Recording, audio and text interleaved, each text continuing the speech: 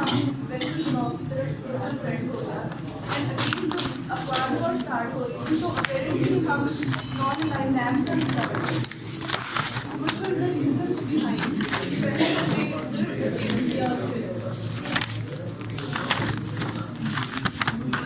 उसकी रीज़न ये थी कि 1950s से लेके देर वर ये हमने चीज़ें डिस्कस की थी पाक यूएस रिलेशनशिप करते हुए.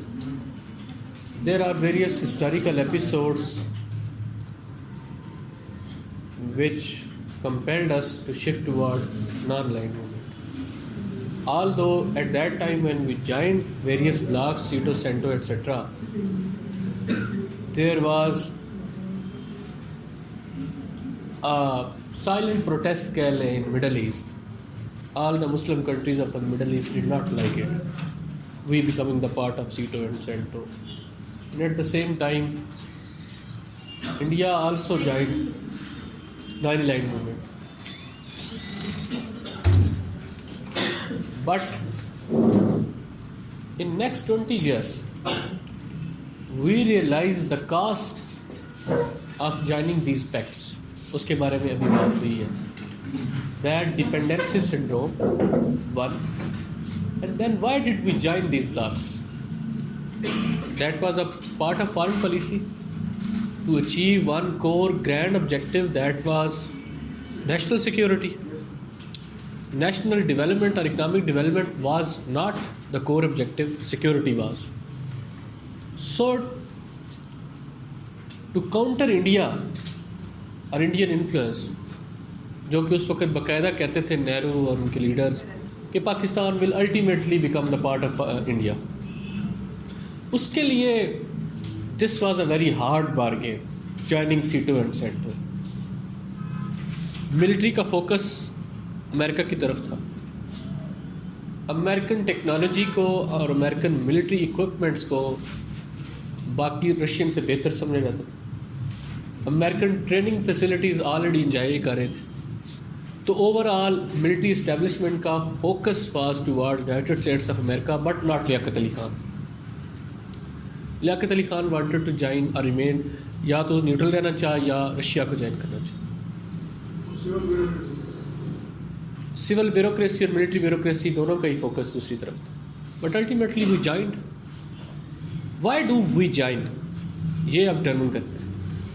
We join for India, but in 1962 there was Sino Indian war, and during that war whole international community supported India against China, and we were friend of China at that time. Then we realized that whole international community is supporting India and giving them weapons which will ultimately be used against Pakistan, and that they used in 1965. In 1965 we asked for weapons and America did not give, only China gave against India. Then we realized, उन्होंने बिल्कुल वाज़ह जवाब दे दिया. उन्होंने कहा कि whatever assistance we will give against all other countries, not India. हमने कहा हमारा मसला ही इंडिया के साथ है और तो हमारा किसी मुल्क के साथ मसला ही नहीं है. तो if you are not with us in case of India, तो फिर तो कोई फ़ायदा ही नहीं इस सीटो और सेंटो में. So we remain in this illusion that was self created कि in case of need and in case of war with India, America will always support us. And America never did. Only once, that was in 1971, that too, Blood Telegram एक book है उसमें वो mention करता है कि that too, through a call of Henry Kissinger to Indira Gandhi, when they had already planned to intervene into West Pakistan through Rahim Yar Khan and cutting Pakistan into half, और वो strategic linkage जो था पाकिस्तान के दो parts का, उसका और इसका आपस में काट देंगे और इसमें इन्वेट कर लेंगे. That was their grand strategy.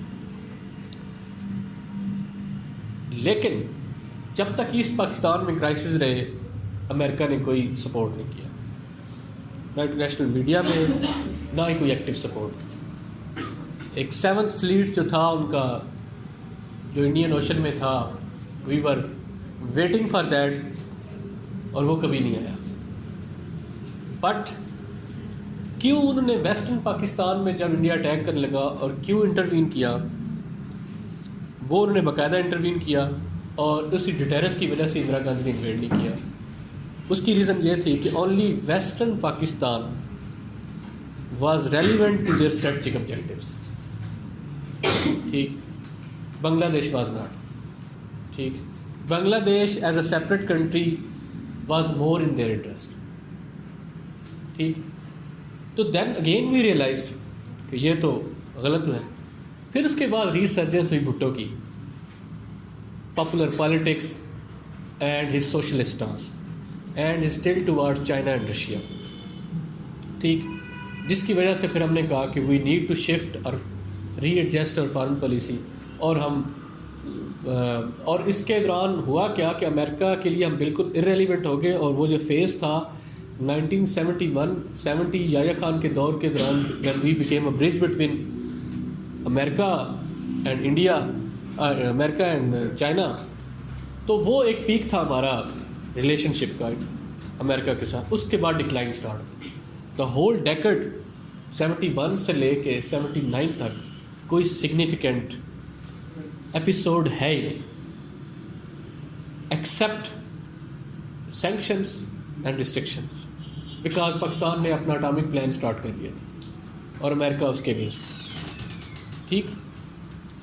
अब इसी वजह से हमने नॉन लाइन मूवमेंट का हिस्सा बने कि what was the cost of friendship, ठीक। अल्टीमेटली हमारे हिस्से में क्या आया इस दोस्ती के, ना खुदा ही मिला ना मिसाले सनम, हम इधर के रहे ना उधर के रहे। Then this was the reason के हमने फिर नॉन लाइन मूवमेंट का हिस्सा बना, कीपिंग इन व्यू और प्रीवियस 20 या 25, हमें उसका नुकसान हुआ, हमें उसका कोई फ़ायदा ना हुआ। अच्छा जी, अब है China Pakistan economic corridor, that is one of the flagship project of One Belt, One Road, initiated by China as a part of their global outreach and integration of their economy into the global economies. There are various core objectives. Policy वही 1978 वाली economic development. And now this One Belt One Road is part of that policy, that we have to emerge as a global power but through economic means and peacefully. So string of pearls was the first thing that was initiated by China due to two things. One is Malacca dilemma, and the second is arc around China that America was making during the regime of Obama, कि south China सी में जितने भी countries थे उनके साथ China का dispute है south China सी से रिलेटेड। तो अमेरिका स्ट्रेटजिक पार्टनरशिप कर रहा था, Trans Pacific Partnership with all those countries, and that was creating an arc around China, इस तरह करके ultimately creating suffocation for China in the form of energy resources blockades, कि हम इसको ब्लॉक कर देंगे। 80% एनर्जी रिसोर्सेज जो चाइना इंपोर्ट कर रहा है, that is through state of Malacca and South China Sea. जब इसको हम ब्लॉक कर देंगे तो अल्टीमेटली चाइना विल सरेंडर। तो वो अमेरिका ने एक स्टार्ट कर दिया था। अब इसके रिस्पांस में पहले तो चाइना ने स्ट्रिंग ऑफ पल्स स्ट्रेटजी दी। उसमें स्ट्रिंग्स किसको कहते हैं और पल्स किसको कहते हैं, पता है आपको?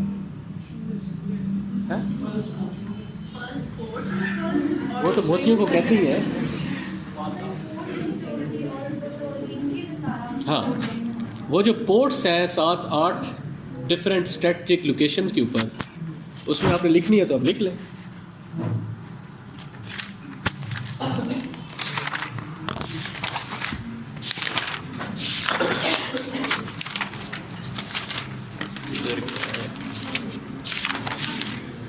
इसमें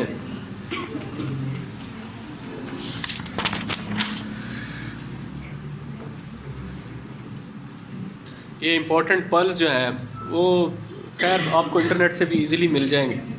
लेकिन मैं जो इसको लिंक करना चाह रहा हूँ, एक ये हैनन आइलैंड है, एक वुडी आइलैंड है, एक पैरसल आइलैंड है, एक स्पार्टली आइलैंड है, एक अम्बन तोता आइलैंड है, एक ग्वादर है, एक चिटागांग है, एक मराओ आइलैंड है। Maldives, Bangladesh, Pakistan, Sri Lanka and South China Sea, ये सारी इसकी लोकेशन है। इनके ऊपर चाइना का ऑब्जेक्टिव ये था कि that we will create ports, these ports will be linked with each other through string, and string means this economic and trade linkage, ठीक, और वो सारा। अब string of pearl is strategy are designed to extricate China from Malacca dilemma। अब इससे ये show हो रहा है कि how Malacca dilemma or this arc around China was important for China, and they started making policies about these before emergence of one belt one route, and then they devised a grand plan of OBOR in the form of creating linkage with almost 69 countries, जो कि एक बहुत बड़ा project है। हाँ जी, 85 हो गए। हाँ, तो वो एक दुनिया के बहुत बड़े प्रोजेक्ट, सबसे बड़ा प्रोजेक्ट ही वो है। अब इसका एक सीपैक हिस्सा है, ठीक।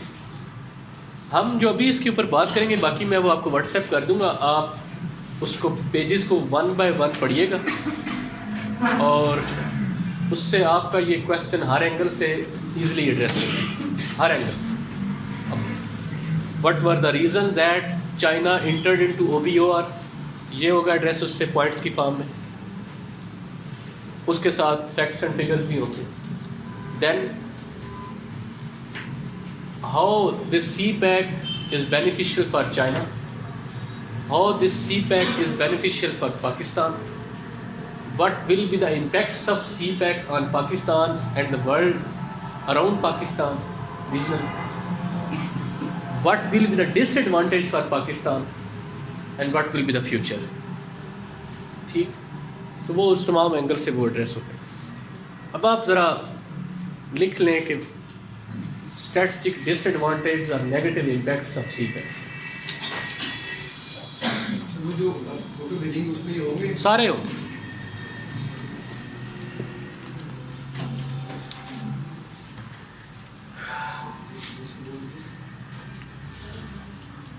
पहला, economic.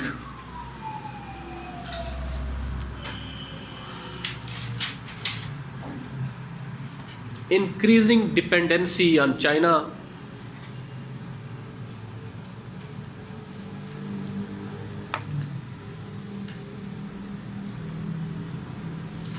huge foreign direct investment only from China, उससे होगा क्या कि that we will become completely dependent upon only one country. And principle is that even if you have to become dependent, then you must be dependent on multiple countries.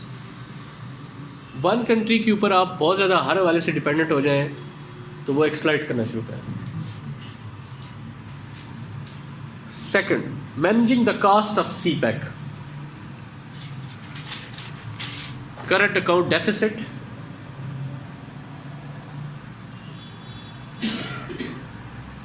debt trap,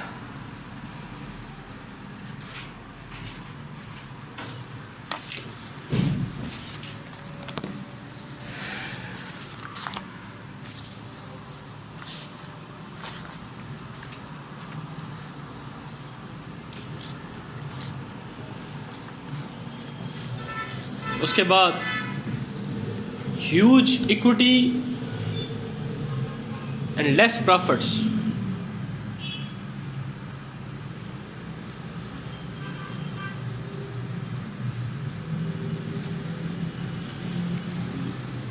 impacts on local industry,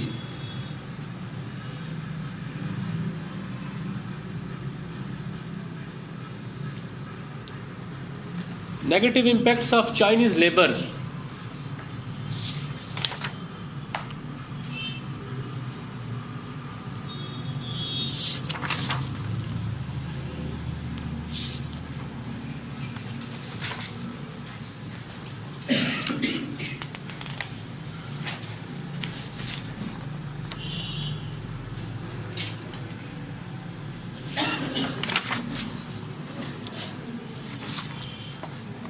अच्छा, उसके बाद huge cost of maintaining labour, Chinese labour बहुत ज़्यादा है, उनकी security के ऊपर हमारे बहुत कास्ट आ रही है। Security of labour and concerns of indigenous labours.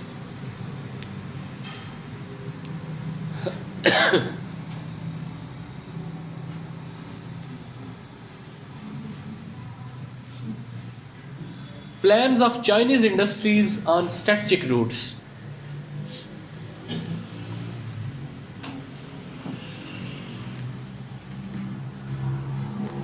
Plans of Chinese industries on strategic routes and concerns of domestic industry.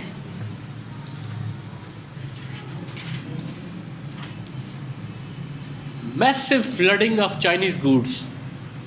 1:100 की रेशो है इस बारगेन में। 1% बेनिफिट फॉर पाकिस्तान एंड 99%। आपको पता है पाकिस्तान की सिर्फ एक चीज़ चाइना जा रही है। हमने ये चीज़ें जाके अब स्टार्ट तो हो रहा है ना, ये जीबी से, पंजाब पास से सारा जो लिंक क्रिएट हो रहा है। तो चीफ सेक्रेटरी जो जीबी था, he was very vocal. The first sentence हम जब क्वेश्चन जब वो हमारी ट्रेनिंग के दौरान होते हैं तो उस वक्त मोबाइल रिकॉर्डिंग ये सारी कुछ भी नहीं होता, तो उसमें मुकम्मल सिक्रेसी वगैरह रखी जाती है। पहले ही बता देते हैं कि जो भी हम बात करेंगे उस कमरे से बाहर दी जाएगी। फर्स्ट सेंटेंस में उन्होंने कहा कि CPEC is an elusive dream, एक ख्वाब है जो इतना जल्दी मटीरियलाइज नहीं होगा। उन्होंने practical example the, the way China वहाँ पे फोर्स कर रहा है कन्वर्जन में मुसलमानों को सिनकियांग में, the way China treats Pakistani traders जो उनकी गवर्नमेंट है, और इधर जीबी वाले लोगों की उधर शादियाँ हुई हैं और अब वो उनकी फोर्स डाइवोर्स करवा रहे हैं। ठीक, the way China rejects Pakistani goods non tariff barriers के थ्रू। हम सिर्फ इंडिया की बात करते हैं ना, जितने भी हमारे गुड्स पाकिस्तान से चाइना जाते हैं उनके ऊपर कोई ना कोई ऑब्जेक्शन लग जाता है, चाहे वो ठीक भी हो। सिर्फ पाकिस्तानी चलरोज़ा जा रहा है, ओनली वन थिंग। इससे पहले अखरोट जा रहा था, अब उन्होंने चाइनीज़ अखरोट भेजना शुरू कर दिया जो इतना इतना बड़ा होता है, उसके अंदर कुछ नहीं होता। ठीक, आप हुंजा जाए, आप गिलगित जाए, सारी मार्केट्स में आपको अखरोट नजर आएंगे, सारे चाइनीज़ होंगे। ठीक, तो उस हवाले से देखें उनका जो एटीट्यूड है वो इसी तरह का है, और हर स्टेट के अपने इंटरेस्ट होते हैं। That is the part of Chinese imperialism. तो इन ग्राउंड रियलिटीज़ को अगर देखें तो ये अभी बहुत दूर है, लेकिन क्योंकि इंटरनेशनल लेवल के ऊपर और भी बहुत सारे इश्यूज़ होते हैं जिसकी वजह से फिर स्ट्रेटजिक पार्टनरशिप करनी होती है आपने, उस चक्कर में आके इसको लेके तो चलना हो। अच्छा, इसके बाद क्या रिपीट कर है? Massive flooding of Chinese goods. वो जो बात है ना समुद्रों से गहरी और क्या शहद से वो बस एक हद तक ही है। उसके बाद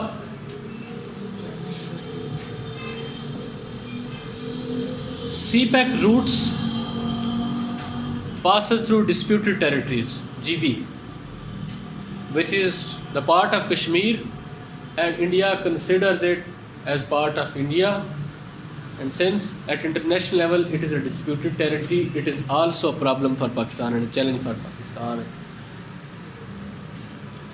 India is opposing it at international level.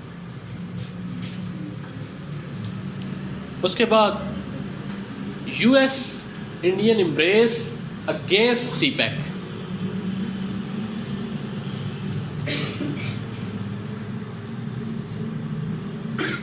Opposition of international institution जैसे IMF ने अभी अपोज किया है। हाँ, और उन्होंने कहा है कि CPEC से आप चाइना से पैसा ना लें, चाइना को इन्वॉल्व ना करें। ठीक,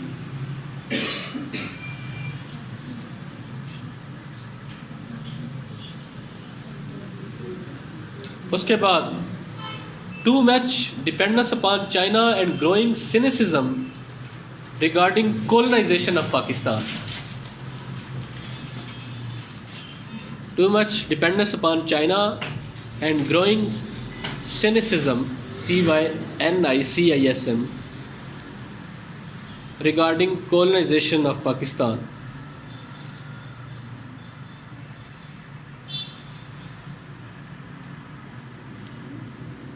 उसके बाद environmental degradation, coal based projects लगाए हैं सारे और इस तरह की, और उसके बाद चाइनीज़ इंडस्ट्रीज़ जो इधर इस्टेब्लिश होंगी, पाकिस्तानी इंडस्ट्रीज़ रूट्स के ऊपर इस्टेब्लिश होंगी, इन सारों के इन्वायरमेंट के ऊपर बड़े नेगेटिव असरात होंगे.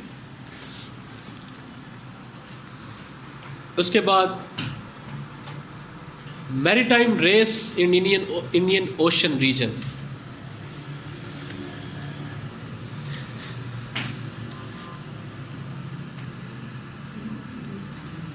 Maritime race in Indian Ocean region.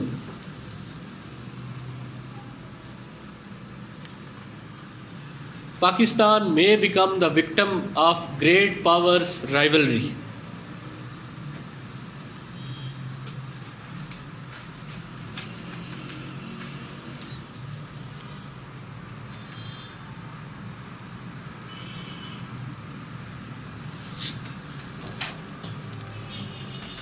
Instability and chaos in Balochistan and international interference. अभी आपको पता चल गया चाइनीज़ कॉन्सुलेट के ऊपर अटैक किया, उन्होंने वीडियो भी जारी कर, देखी आपने वो वीडियो जो बलोच BLA के लोगों ने, तो वो इसकी रिप्रकशंस है.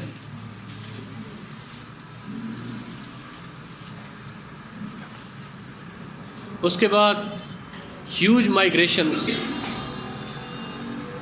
From Punjab and KPK and Sindh to Balochistan, जो कि अगर गवादर कभी डेवलप होता है, अभी गवादर में कुछ नहीं है, अगर डेवलप होता है तो उसके नतीजे में हमें काफ़ी स्ट्रेटजिक डिसएडवांटेज फेस करने होंगे विद इन बलोचिस्तान. बस आप कभी जाके देखें ना, मेरा बैचमेंट उधर AC गवादर है, उसके घर में पानी नहीं आता. हाँ ठीक, ग्वादर का सबसे बड़ा मसला पानी है. ग्वादर में पानी नहीं है, गैस नहीं है. ठीक, यही तो मसला है कि वो जो आपको प्रॉपर्टी डीलर्स और वो कमर्शियल में ख्वाब दिखाते हैं, अभी ऐसा कुछ नहीं. जो बड़ी बड़ी बिल्डिंग्स आपको कमर्शियल में नज़र आती हैं, ऐसा अभी अगले 15 साल में कुछ नहीं है. हाँ होगा ज़रूर. उसकी रीज़न, कोई भी ग्लोबल पावर $60-70 बिलियन ऐसे इन्वेस्ट नहीं करता. ठीक, तो उनकी अपनी कंपल्शन है, बट फ़िलहाल कुछ नहीं है.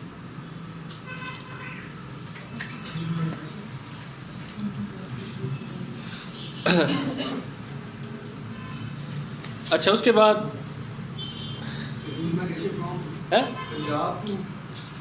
पंजाब सिंध से पाकिस्तान के इस पार्ट से बलूचिस्तान में जो माइग्रेशन होंगी, उससे बलूचिस्तान का डेमोग्राफिक और एथनिक बैलेंस डिस्टर्ब होगा और अल्टीमेटली ये नेशनल डिसइंटीग्रेशन की तरफ लेके जाएगा.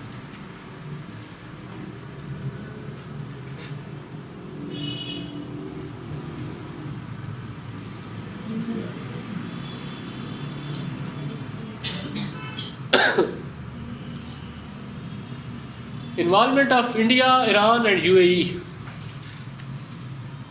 आप एकेडमिक वर्ड यूज़ करेंगे, अखबारी वर्ड यूज़ नहीं करेंगे इनके लिए, क्योंकि Gwadar port is against the interest of Iran Chabahar and at the same time, मैंने आज भी इकोनॉमिस्ट का एक आर्टिकल शेयर किया है फेसबुक पे, that was related to Chabahar and Gwadar. तो ये स्टार्ट से ही, जब से ये प्लान कंसीव किया गया था, स्टार्ट से ही it is against the interest of Iran. तो इसी वजह से जो अब नेक्सस दोबारा डेवलप हो रहा है, फॉरेन पॉलिसी के पॉइंट में हमने लिखा था इंडिया वर्सेस ईरान, जो एक नेक्सस डेवलप हो रहा है. तो इंडिया चाबहार में बहुत इन्वेस्ट कर रहा है. ठीक, और चाबहार को वो यूज़ करना चाहता है to create a link with Afghanistan. तो इस सारे पर्सपेक्टिव में पाकिस्तान और ईरान क्योंकि बॉर्डर शेयर कर रहे हैं 700 किलोमीटर, तो इनका रिलेशनशिप बड़ा सेंसिटिव है, तो उनकी भी इंटरफेरेंस है. इसके अलावा UAE की, यूएई के ऊपर गवादर का बहुत, क्योंकि इसमें जितनी भी अगर स्ट्रेटजिक लोकेशन देखें ना तो, और डीप सी पोर्ट के पर्सपेक्टिव में देखें तो वो इन गवादर इन सबसे बेहतर है, यूएई से भी, हुरमस से भी, चाबहार से भी। और फिर जब चाइना की बहुत बड़ा चंक जो है ट्रेड का इसके थ्रू जाएगा तो ऑटोमेटिकली इसकी इंपॉर्टेंस बढ़ जाएगी। तो नो बडी वांट्स दैट, हर किसी को अपने कोर नेशनल इंटरेस्ट वो ज़्यादा अजीज होते हैं।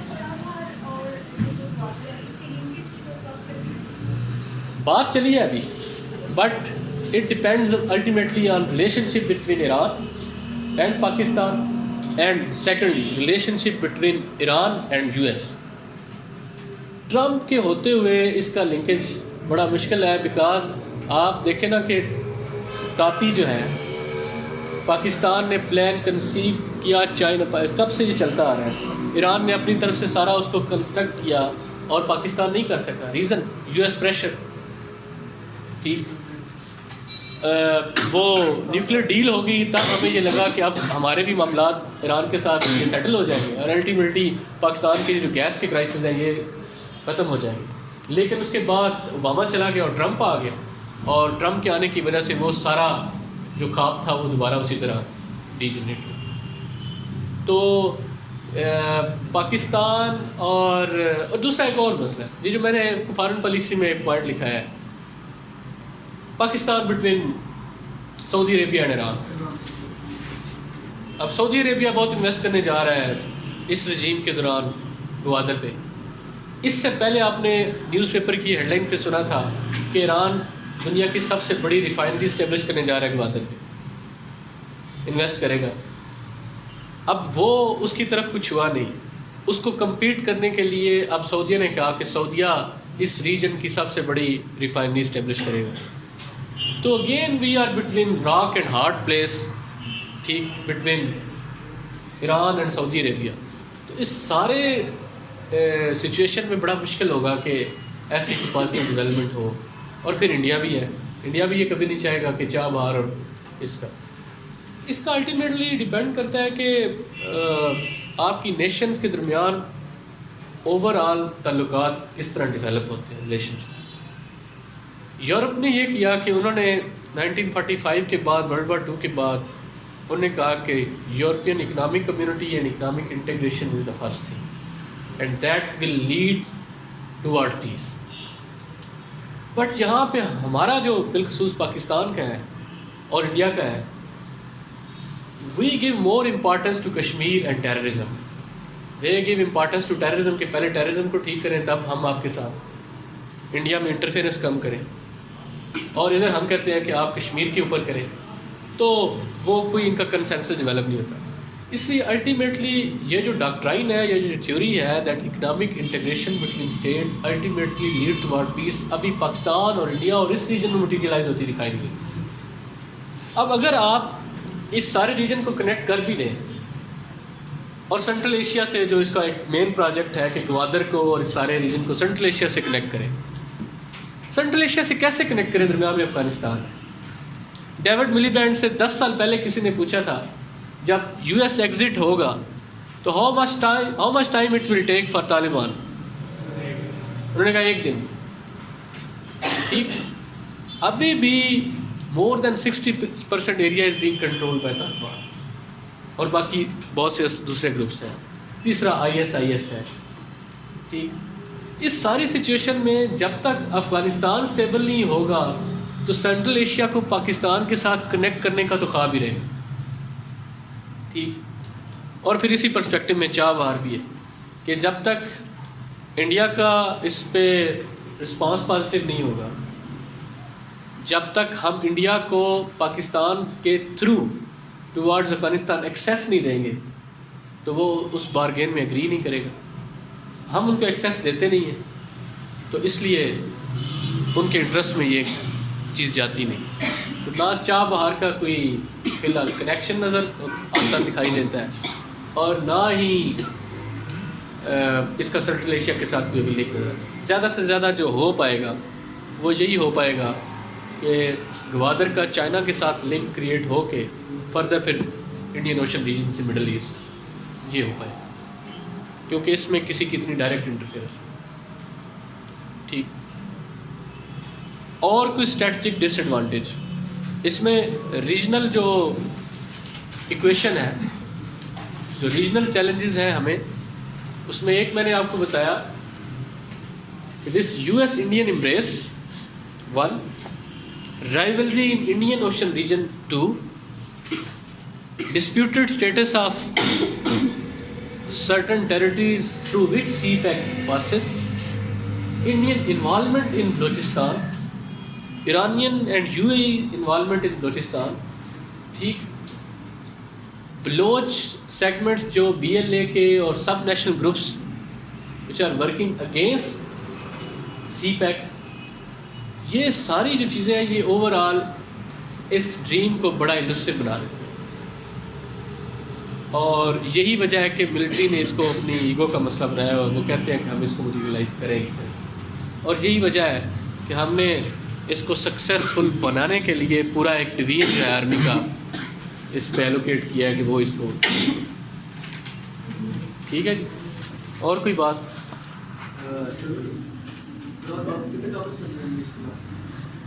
इसके बाद टॉपिक वो मैंने रजिस्टर पे लिखे हुए हैं, वो अभी मेरे पास नहीं है। हम करेंगे US चाइना ट्रेड वार, हम करेंगे मिडल ईस्ट, हो गया? अगर हो गया तो हो गया तो फिर ठीक है, करवा लो। चलो हम फिर आखिर में कर लेंगे ना, पहले हम इससे इम्पोर्टेंट और मिडल ईस्ट, यमन, सीरिया, ये हम करेंगे। हम एक बार देखें इस आपके एग्जामिनर का कश्मीर और पाकिस्तान न्यूक्लियर प्लान और वो सारा साउथ एशिया, ये इसका कोर एरिया है, ठीक, इसकी स्ट्रेंथ है ये। तो दूसरा अभी तो नहीं, मैं आपको जनवरी में इसके जितने आर्टिकल्स पब्लिश हुए हैं इस साल में इस एग्जामिनर के, वो मैं आपको दूँगा, ठीक। तो पॉसिबिलिटी ये भी है कि वो अपने जो आर्टिकल्स उसने पब्लिश हुए हैं उनमें से कोई ना कोई क्वेश्चन दे देंगे, हैं? हाँ, ठीक। तो वो हम इम्पॉर्टेंट चीज़ें उस पर्सपेक्टिव में करेंगे। तीसरा, ये Pakistan India with perspective of Kashmir, ये इम्पॉर्टेंट है। मिडल ईस्ट इम्पॉर्टेंट है। चाइना वर्सेस US, ये इम्पॉर्टेंट है। और इसके अलावा मैंने लिखे हुए हैं, मुझे अभी याद नहीं आ रहे। और आप बताएं, अपनी मर्ज़ी के टॉपिक बताएं, जो आप करना चाहते हैं मुझे बता दें। इकोनॉमिक चैलेंजेस, ठीक है, वो एक कर लें, हाँ वो कर लेंगे, उसी का पार्ट होगा ना इकोनॉमिक चैलेंजेस का। और एनर्जी का प्रॉब्लम सॉल्व हो गया पाकिस्तान में।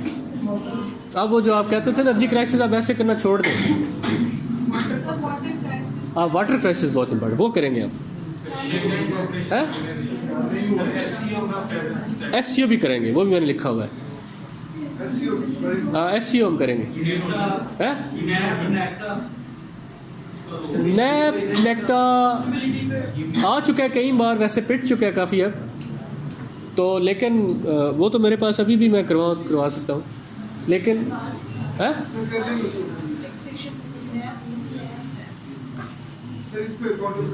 इस तरह तो कभी लिस्ट आपकी कंप्लीट नहीं होगी। तो ये करवाऊँगा मैं, ठीक है। क्लाइमेट चेंज करना है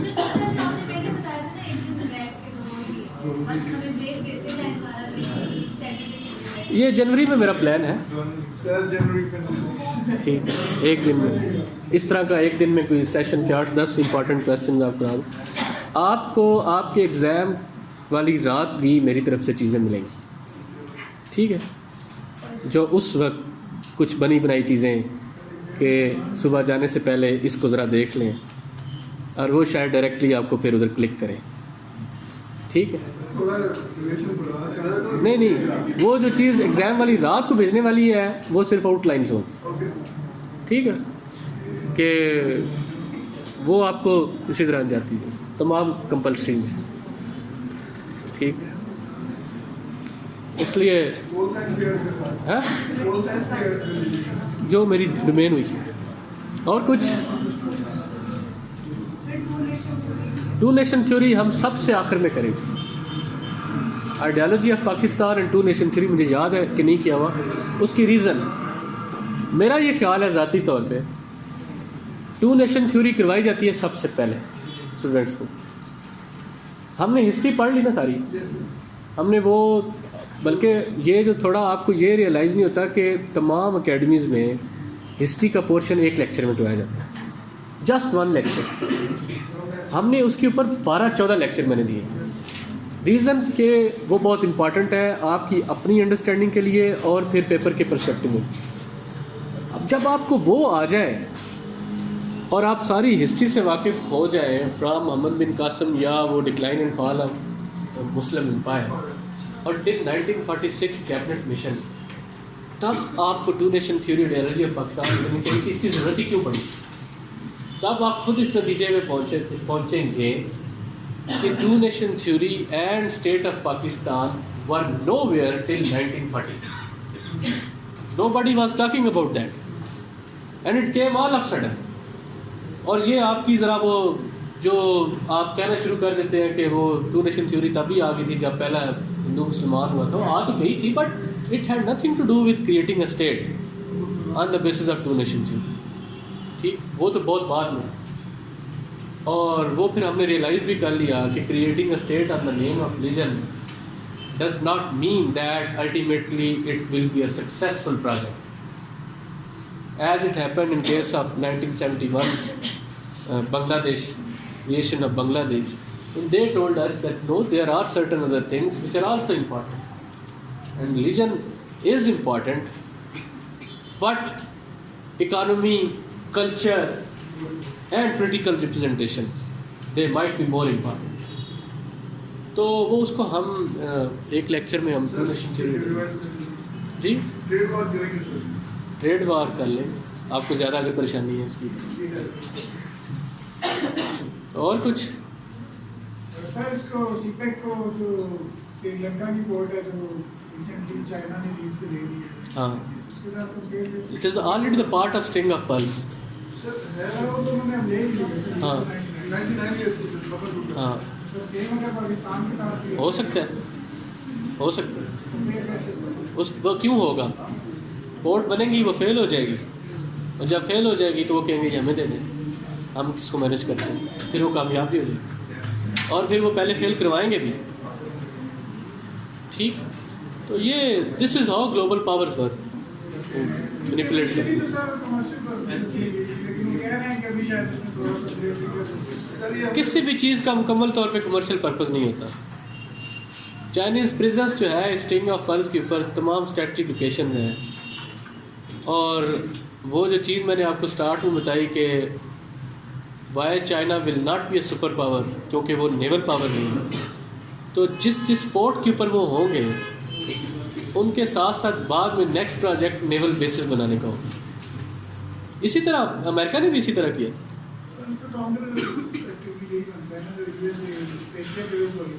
हाँ, सर चले। ये तो हमने देख लिया कि क्या